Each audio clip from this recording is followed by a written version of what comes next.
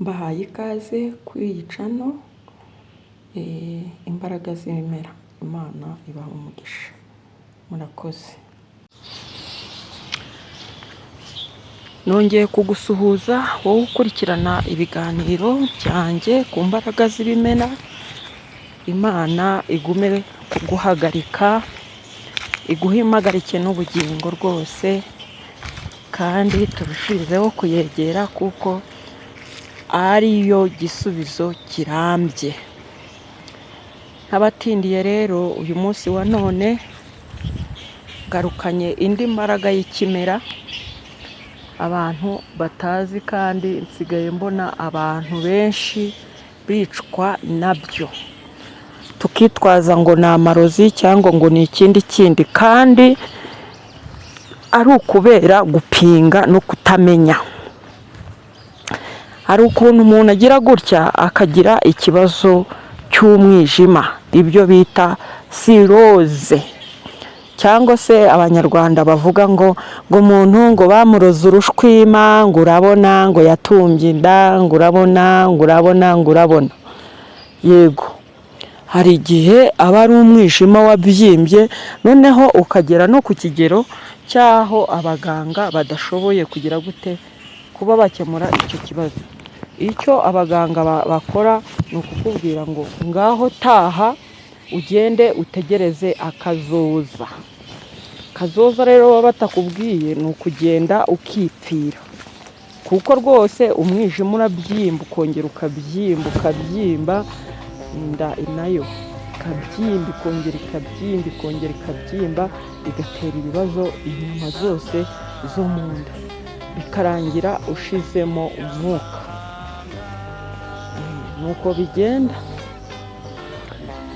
Nuko bigenda rero. Iyo bimeze gutya, hari icyo abanyarwanda ba kera bakoraga, kandi umuntu akaba yasubizwa imbaraga, akaba yasubizwamo ubugingo. Iyo umuntu yabaga rwose byagenze gutya, bakabikenga bagasanga atari n'amarozi. Abanyarwanda bari abahanga, bano bantu nibubahwe, bari abahanga mu bintu byo gukoresha iby'Imana yabahaye, bari abahanga. Tujye twemera, burya tujye twemera, bari abahanga. Nimubwira ngo bari abahanga kweri, bari abahanga, ngiye mbakura ingofero, bari abahanga. Uyu munsi wa none rero nanjye ndi kugenda mba umuhanga, kuba umuhanga cyane, kandi rwose narabyitabiriye kuba we.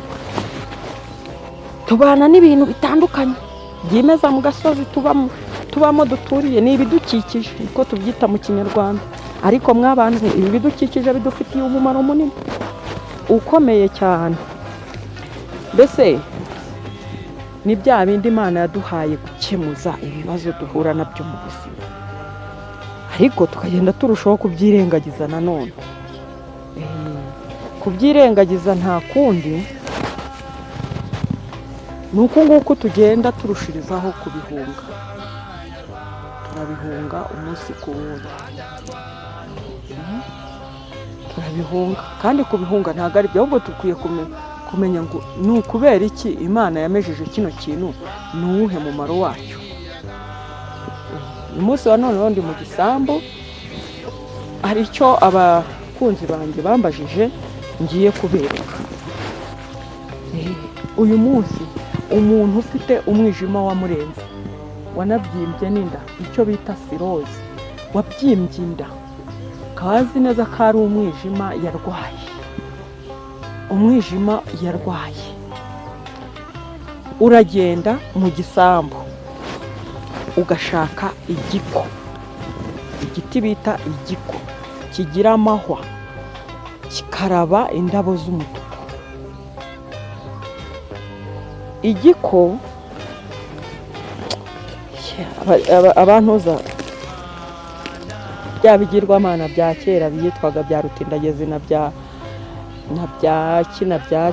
Nyabingi, nabyo ngo byajyaga bigenda bikaburira mu biko, mu bitoma, ibintu nk'ibyo.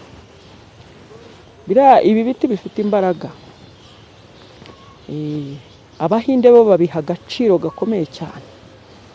Uragenda rero mu gisambu ukegera igiko, ugafata umuhoro ugashishura ibishishwa by'igiko.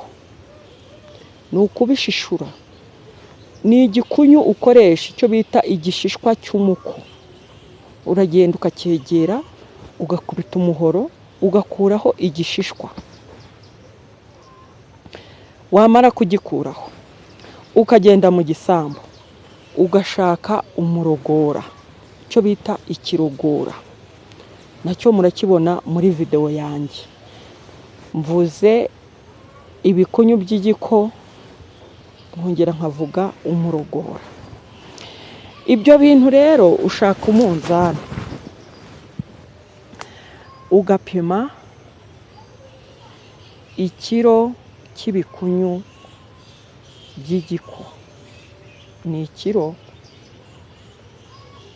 Wamara gupima ikiro ugashaka umurogora, ugashaka amababi apima amagarama 300, 1/3 cy'ikiro. Hanyuma ukabitunganya ukabisukura neza neza, ukabisukura bigasa neza. Ibikunyura byoza ukongera ukabyoza kweri.